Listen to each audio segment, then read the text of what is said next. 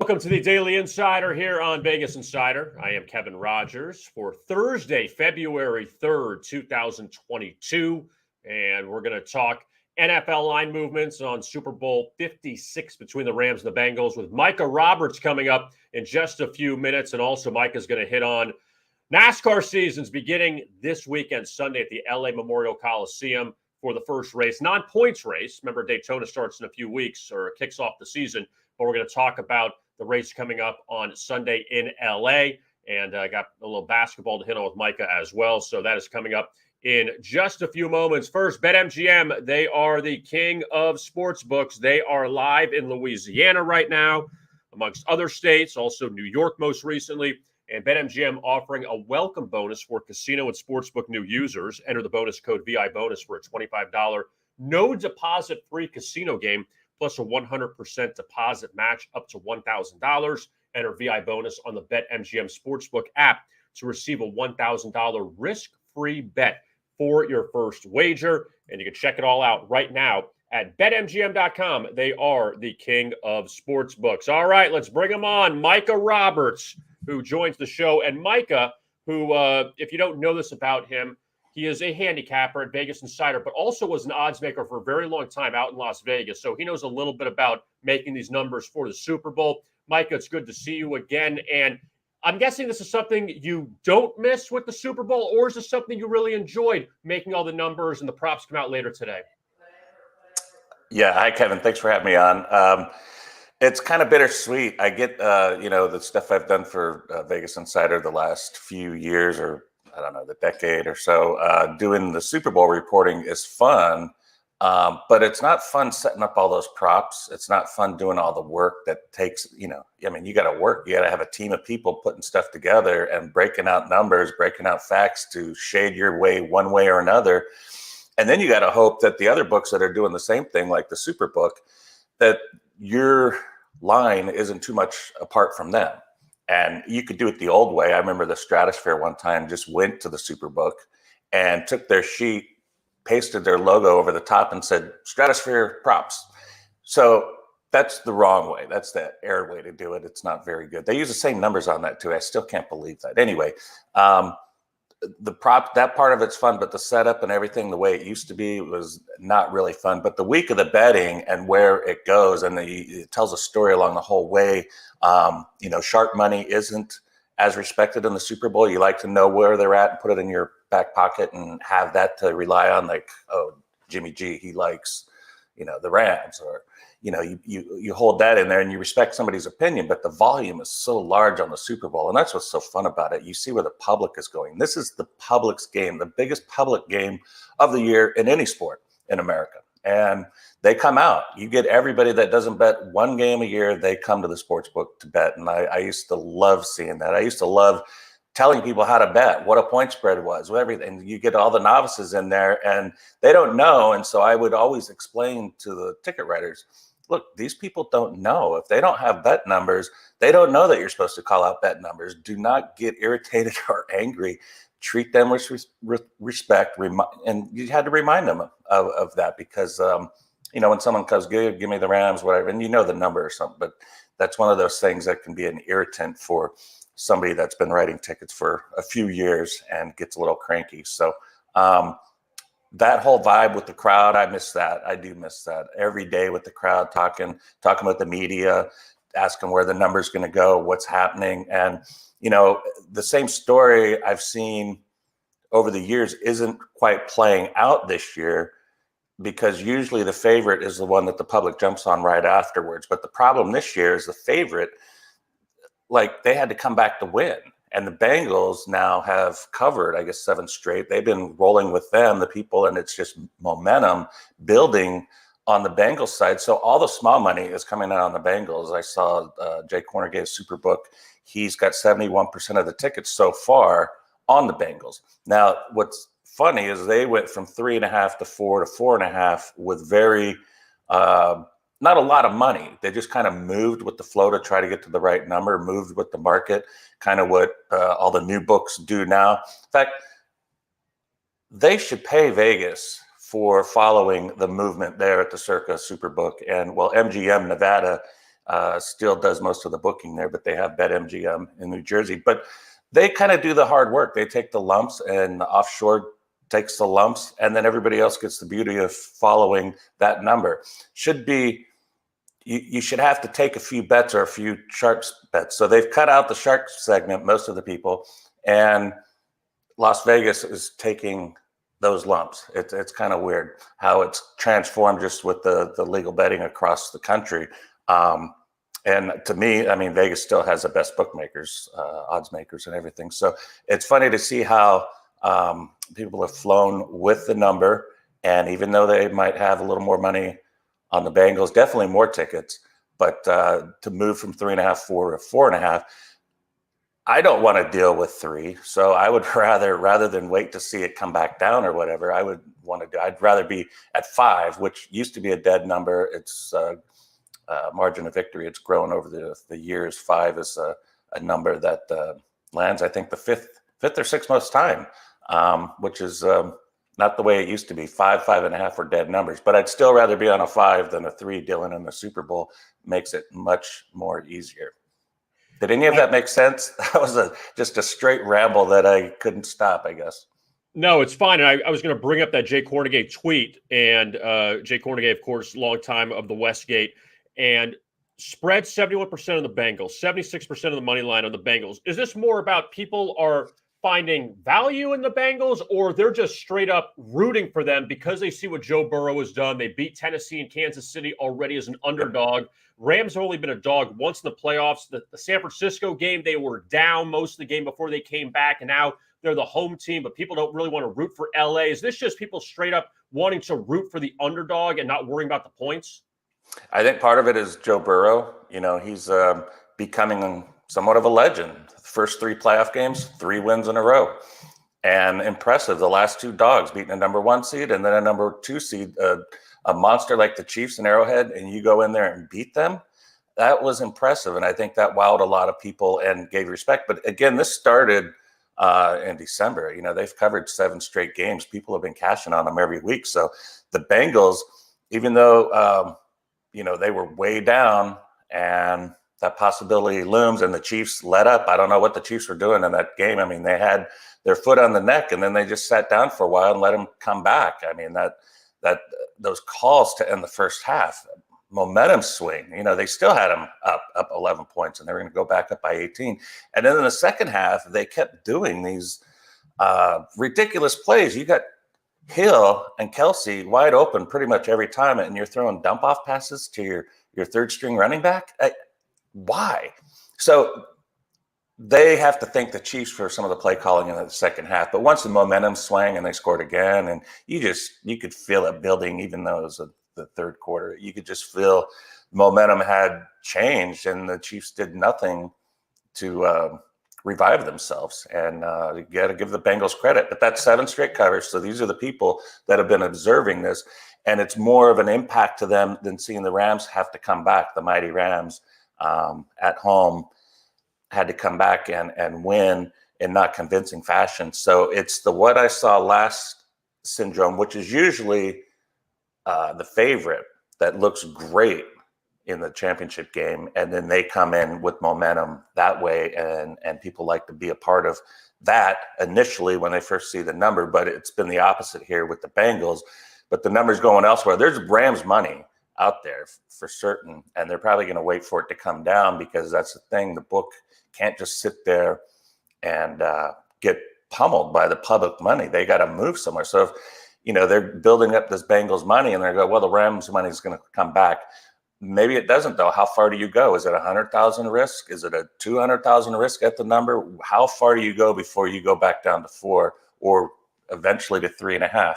Or does the final weekend come and it's all Rams money and it flips and it's number runs? So I said, 5, 5.5 used to be perceived as dead numbers.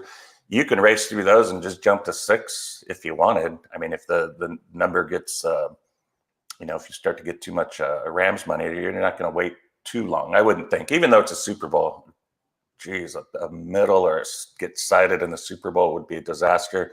We haven't seen that since the Steelers and Cowboys Black Sunday. Not a lot of books in there. Most of them were outside of casinos, standalone, but they got buried on that day. If it happened in modern day times, I hate to think of the figures. I mean, hundreds of millions now nationwide if books got middled or sided in the Super Bowl. Micah, do you think it's an advantage that both of these teams are playing in non-legal betting states, California and Ohio, that people will have to, those fans will be forced in a sense to go to Vegas or go to Nevada to bet, as opposed to if you got a team that's in a legal betting state? That would change things. Do you think that matters or not for this game? No, I think the people that are betting in California, geez, if that place got open, my goodness, and they're all fighting different groups throughout California for the money. They all want it all. They just don't want to share it. They want it all. It's very greedy situation there. And, everybody could make some money and build some more police cars, fire trucks, and schools, stuff like that. The extra money that could go into the state would be amazing. But I think the guys are still betting, whether it's offshore or their guy. And, for the most part, I'll say this about the new books that have come out, the national books. When you look at some of the splits and some of the odds that they offer, and they follow and everything, and they do great marketing, they give you money, free money. They're trying to get you addicted. I guess that's the closest thing as like a crack dealer does. They give you a free one, right? And then now they got you hooked and they come back with money. So all the free money that's coming out, it's just causing short-term addiction. That money can't last. So I'm looking, 2 years from now and seeing how the business model will be. But it's really cool. But the thing is, with the legal bookmakers, they're 20-cent splits on a football game, $1.10. I mean, they don't move around like that. Offshore gives you fair numbers as well. And, you can't have games where 24, 25-cent splits on a basketball game and stuff. It's just not cool. Not cool at all, at least to me. Now, as far as just staying in Vegas, what's the do you think the handle will still be very high in spite of not having, the Chiefs in there? If you had Chiefs Rams, it'd be a monster. But do you think it doesn't matter right now, Micah? It just doesn't, because the NFL is so huge that everyone is going to come out and watch the game. Everyone's going to bet on the game. What do you think the handle is going to be for this game? It's funny. I think both sides are attractive and they both have their edges. And I think there's plenty for people to gravitate to by the game. It's just with everything else, after you get the in-game wagering and everything all totaled in and, futures posted and everything. Yeah, why not? I mean, betting is easier than ever through your phone. You don't even have to go to the sports book anymore. You can just sit on your phone and bet. So that's always going to boost revenues year after year. So I would expect I wouldn't expect less than what the high number has been. And when you see all these numbers around the other states now, New York, their first 2 weeks or first month, setting record $1 billion. But how much of that was free money? These states, they include in their handle and their revenues the free money, which I can't believe these states would allow that, to allow you to put your marketing expense in the actual revenues of win-loss for the sports books. That should be a completely separate line like Nevada, but everybody's getting away with it. So, more power to them. Now, as far as the props go, years ago, and I don't know what the volume of props were as opposed to now, where it feels like it's a phone book of props for every player and for the teams and all these other things and cross sport. Did you enjoy making those props? Were you an idea guy trying to say this would work, this would work? Did you like that or not? Yeah, I love that. Be creative, and then you put your number, and you have the standard. Everybody uses some of the same props that are just standard. But then you try to be creative and you try to pull some other sports in and put a number up against, I used to do some of the NASCAR, different lap leaders versus punts both teams, something like that. I don't know. And you mix it in and you get people to think, in other sports and player point total NBA against the points scored for the Rams, stuff like that. Those are fun and to make you think, and you spend a lot of time on them, and you hope that that's all your time spent on them, that you see some rewards. And it's tough. Sometimes you don't win, and you win on the Super Bowl, you lose a bit on the props. That's happened before. The Superbook, Cornegay and his crew over there, they've done an amazing job, and probably I would say we're the forefront of the prop, even though they didn't invent it. I think Refrigerator Perry was one of the first props. Will he score in the 1985 season, Super Bowl 86? Will he score? And it went from, my goodness, I think it was like 50-1 and all the way down to like 2 to 3-1 by kickoff. And they got so much business out of that. News stations and everybody. It was like a really big deal. And the media coverage of it was so big that, well, we got to do more of these. We got to throw some other stuff up. Maybe we'll get some more attention. And nothing was ever quite as big as the prop with the fridge scoring a touchdown. But the guys at the Imperial Palace really took it up a notch. And so we had to follow. And they're like, these guys got 100 props out. And like, they're going to the Imperial Palace. It was driving business. People wanted to grab the sheet, and they made their bet there. And you know how inconvenient parking at the Imperial Palace used to be. And Las Vegas, that was like the worst parking lot on the Strip. But they got people to go in. They figured out a way to get in there, and you had to bet at the Imperial Palace. So it was a great marketing strategy for Jay Cornegay and his crew over there. And probably that success alone and the marketing job that Cornegay and his guys did was the reason he got the job at the Superbook. And they brought him over, and he's done the same thing. And now I think they do like 400 or 500 different props involving all sports. You know, they have like 5 pages of stuff involving the Premier League, NHL, NBA, just mixing, cross sports. So they're fun. That they're a must. People copy them for a reason, because they're good. They're smart. And, makes it fun. Now, for those of you who don't know, Micah is our NASCAR insider at Vegas Insider. So he is there every single week looking ahead to the race. And NASCAR is back, Micah. I know it feels like it's like almost year-round. You get the little break, and now it is back. And it's a little different this year. The Busch Light Clash at the LA Coliseum. Little different. And again, this isn't a points race, but this is a little different. But what did you dig up with this race that isn't exactly be something that people are used to? Well, it's a quarter-mile track. I mean, most people have their bull rings in their local neighborhood, and they're like 3/8 of a mile, maybe a half mile. You don't see many quarter-mile tracks. I think Bowman Gray Stadium they have that, and they still run races there. But very unique. It's going to be a lot of wrecks. Let's say that. And so this is what I was like. They made a track that they don't run that size on any race in the Cup Series, and they know it's going to be wrecks. And then it's before the Super Bowl in LA, the same place where the Super Bowl's at, a week before. It's like a grab for attention or new fans in LA, because the LA fans, they don't really care about NASCAR. There's a few, but I'm saying it's not a typical NASCAR city. So they're going for the action-packed theme. What better way to get action and new viewers is by having a bunch of wrecks. And they didn't say that, but that's what I put together. It just doesn't make any sense. The Coliseum, and take out that football field and the beautiful Olympic track. Come on. Do that. So I'm going to watch still. I don't care, but it's going to be a wreck fest.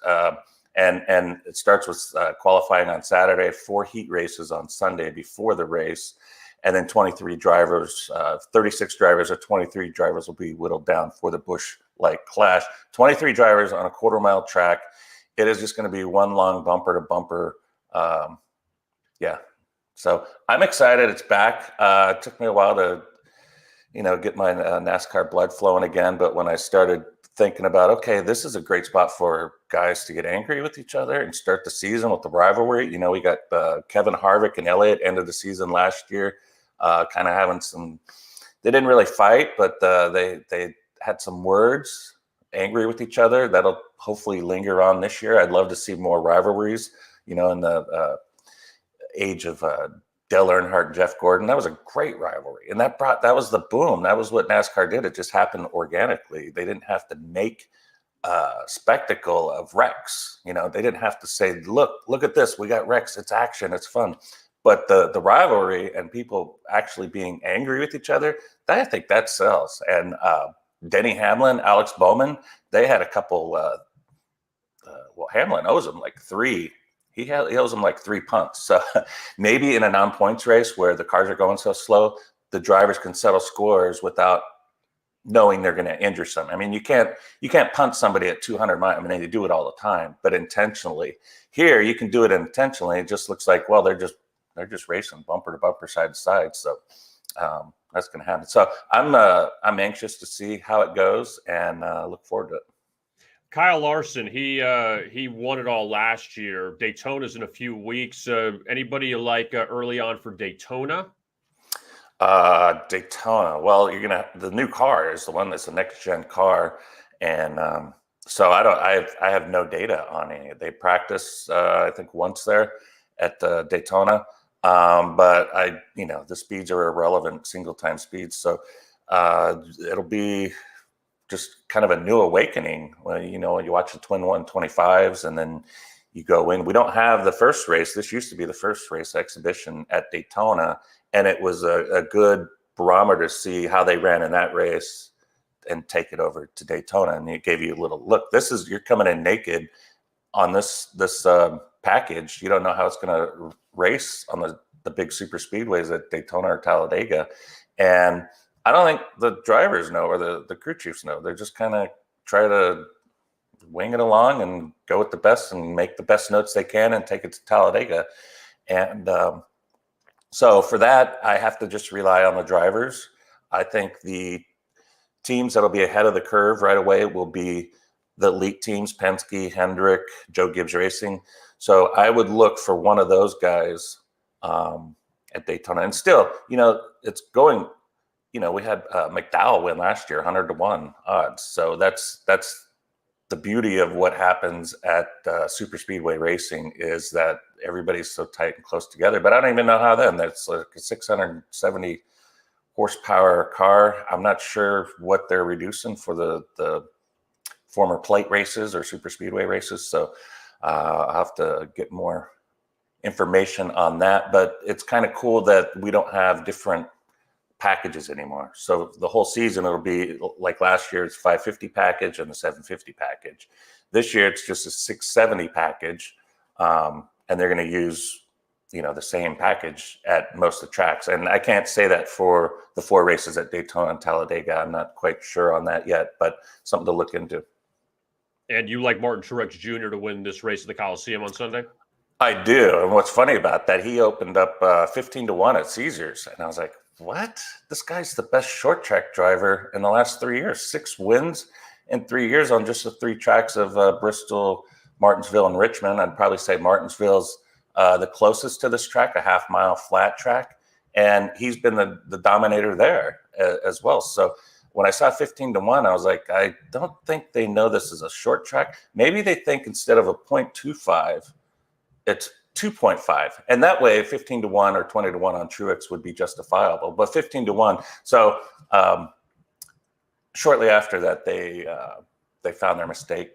So somebody beat him to it, and congratulations for finding that nugget. Now, finally, before we let you go, Mike, college basketball, I want to hit on one game with you, the Colonial. UNC Wilmington is 9-0 in the Colonial. Elon is just 3-6, but yet it seems like Wilmington's not getting the respect they deserve. 15-5 overall, Elon 6-16 overall. So a bit of a mismatch here, but UNC Wilmington is short favor on the road tonight.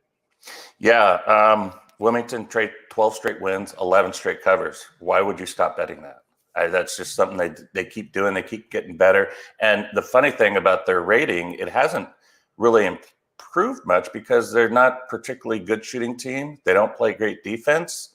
And you're seeing them be short numbers everywhere, and they've had it easy, and they've had to come back a lot.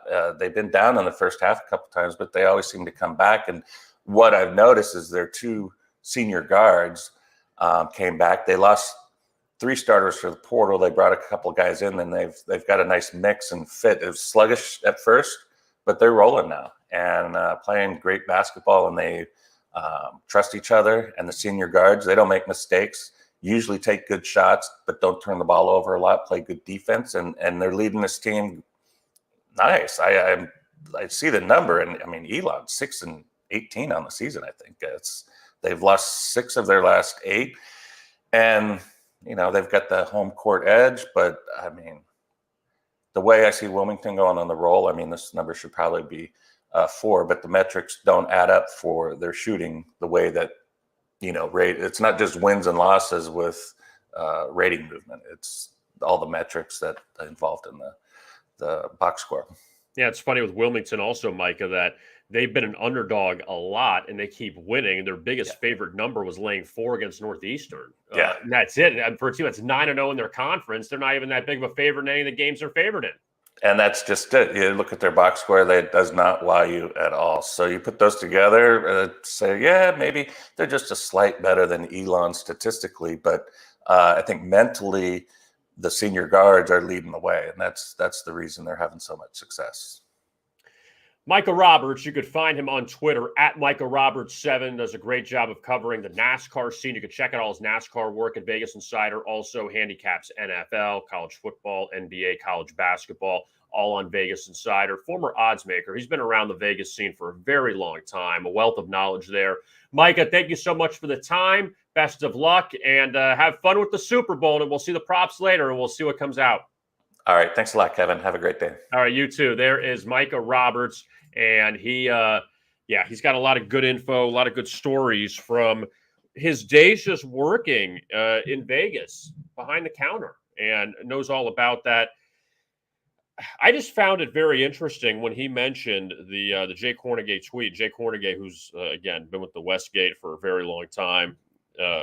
He's gotten so high up there with the titles. I don't know what the title is anymore for him. He's just so high up there. But a lot of money coming in on the Bengals. Line is going towards the Rams. So you kind of wonder here where there's this public feeling or backing for Cincinnati as the dog because of Joe Burrow, and the Rams have star power. Rams, in a sense, the home team. They're not technically the home team. They're playing their home stadium. But I don't know. I'm very torn right now in what I want to take. So I want to see where the line goes. But the point spread has not mattered in all but one of the playoff games. The NFC Championship was the only one that mattered, where the 49ers covered in a loss to the Rams. But every other game has been won, and there's been no factor with the point spread in those games. So, yeah, I mean, I look towards the under 2, and that number is dropping.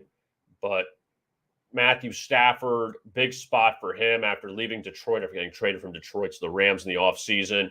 And he's on the doorstep of winning his first ever Super Bowl. So we'll see how that turns out. But my thanks to Micah for joining us today on the Daily Insider. So we'll look at the NBA coming up in just a moment. But before we do that, we got to tell you all about this guy. He's the GOAT. And if you're in the state of Louisiana, I'm sure with everything going on, you have Fat Tuesday coming up. And he may be walking around Bourbon Street. You never know. He'll have one of those big cups with the big straws, those margaritas. He's the GOAT. He can do whatever he wants. DraftKings Championship Series.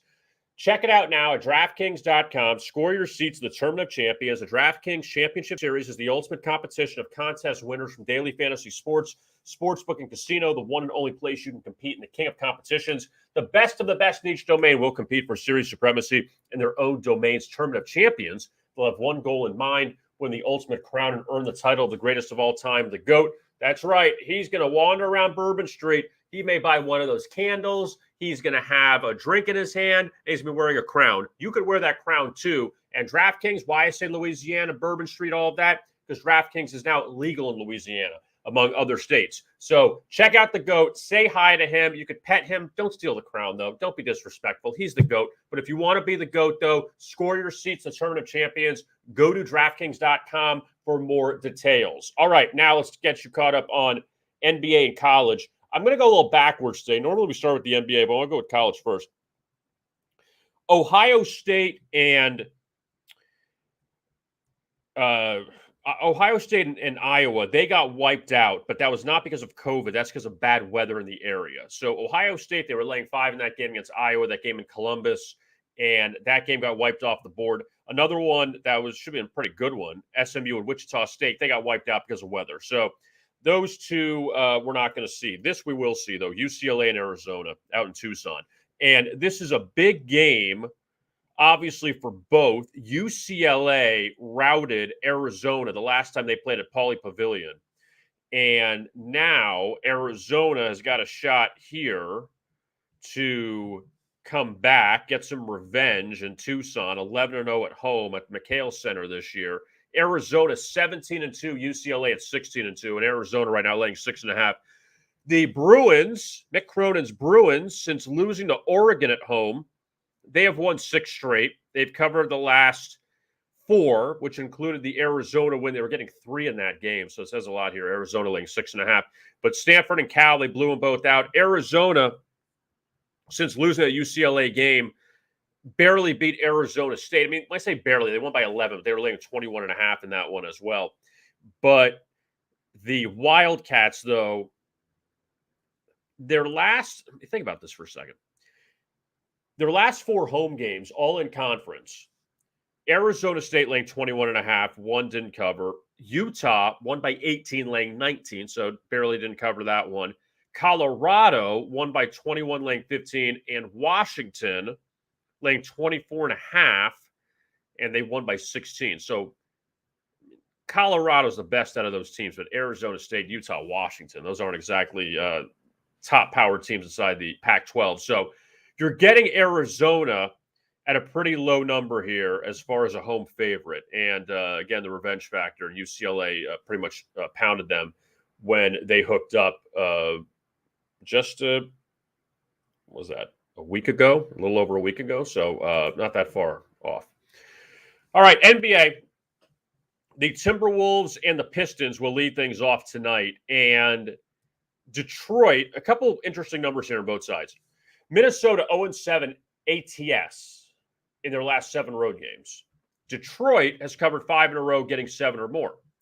So Detroit off that 10-point loss to New Orleans back 2 nights ago, at almost slipped into the Palace, at Little Caesars Arena. Now, Cade Cunningham, he got hurt in that game. He's questionable, but in case you missed it, Jeremy Grant returned for the Pistons. He was out for a long time with injury, and he was Detroit's leading scorer last season. So he came back. Kelly Olynyk is back.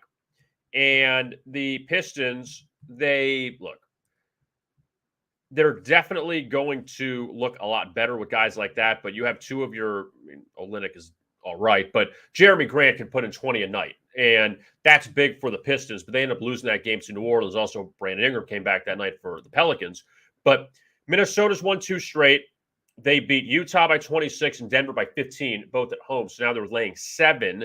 They've gone over in 4 straight. You know Minnesota is going to go up and down. They score a ton of points. And Detroit, they played better. They've covered now 5 of 7. And a lot of those covers have been as heavier dogs. So we'll see how this one turns out tonight in Detroit with Minnesota favored.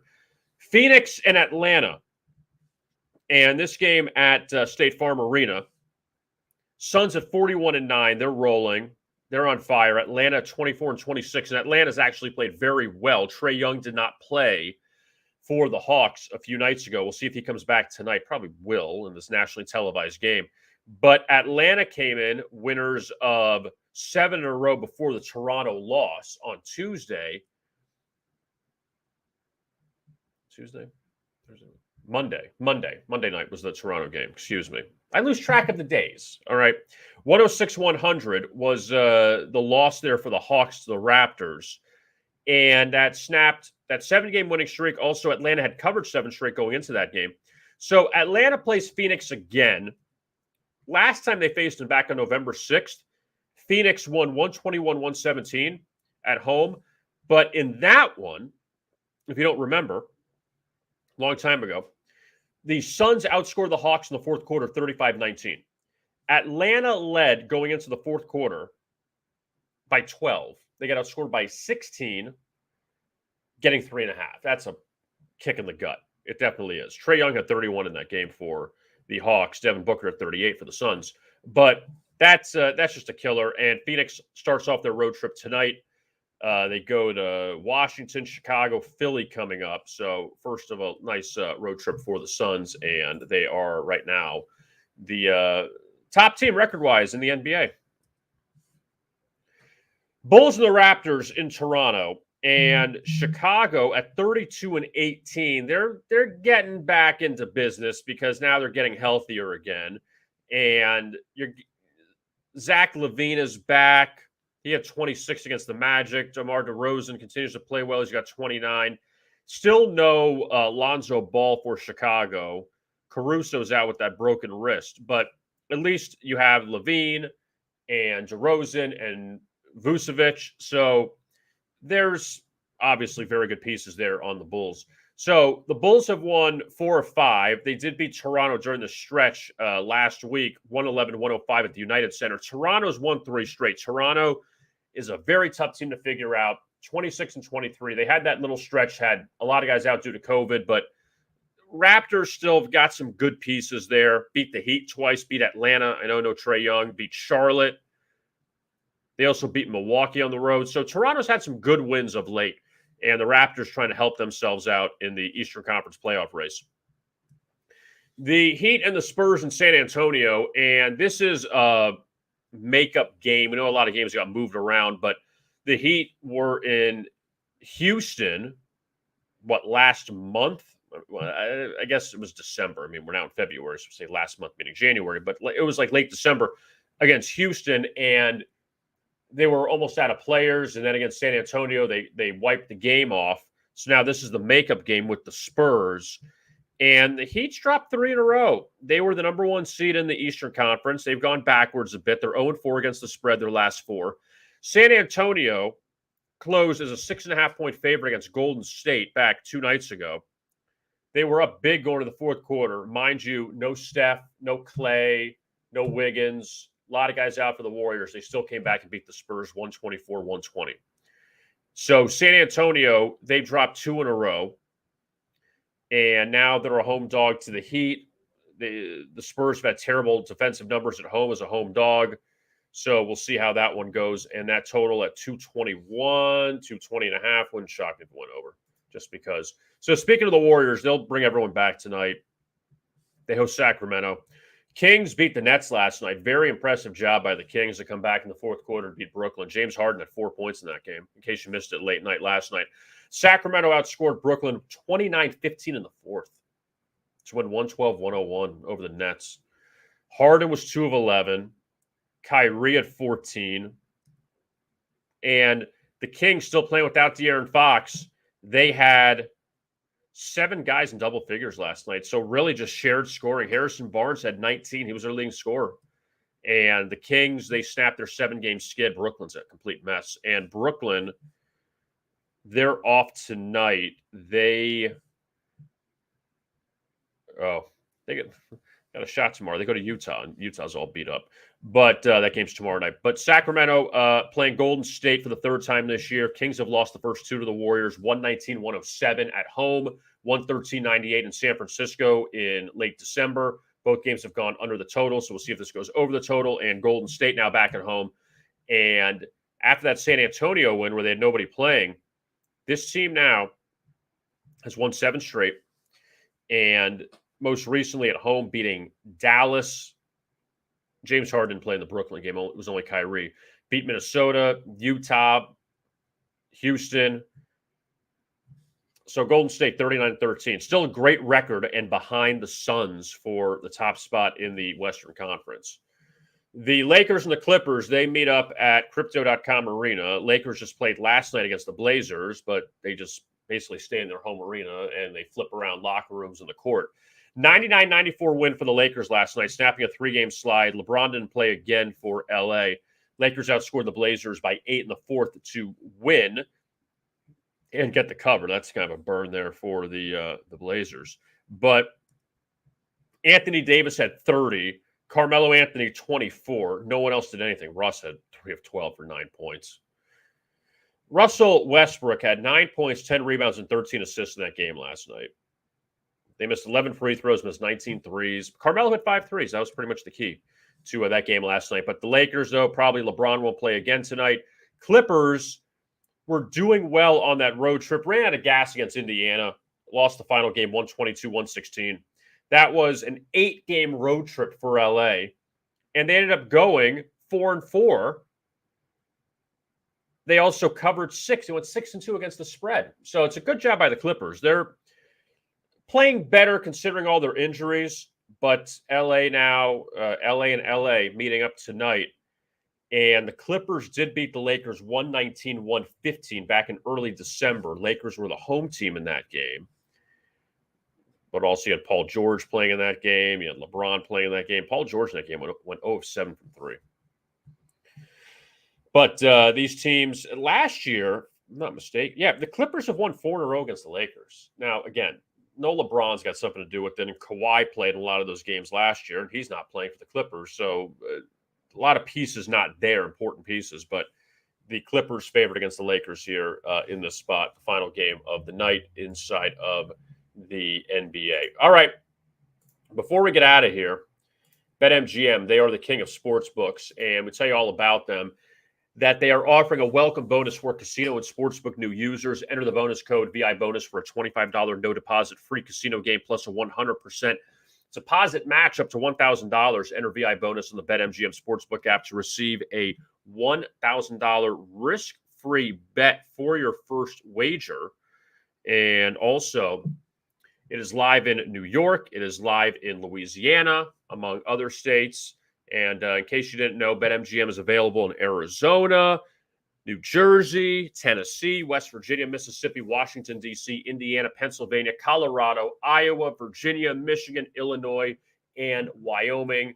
But Louisiana, you're now in the party. So is New York. So check them out today at BetMGM. They are the king of sports books. Mike, thanks to Micah Roberts for joining us today on the Daily Insider. You can find Micah's work at Vegas Insider, not only handicapping, but also on the NASCAR beat. You have the first race of the season, no points, but the first race before you get to Daytona in 2 weeks, coming up at the LA Coliseum on Sunday. So it should be pretty interesting, kind of fill the football void on Sunday before we get to the Super Bowl in less than 2 weeks.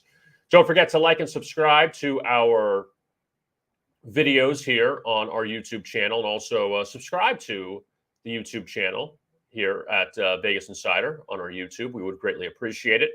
I am Kevin Rogers. We'll be back with you tomorrow at noon Eastern for another edition of the Daily Insider. And as always, best of luck with your bets.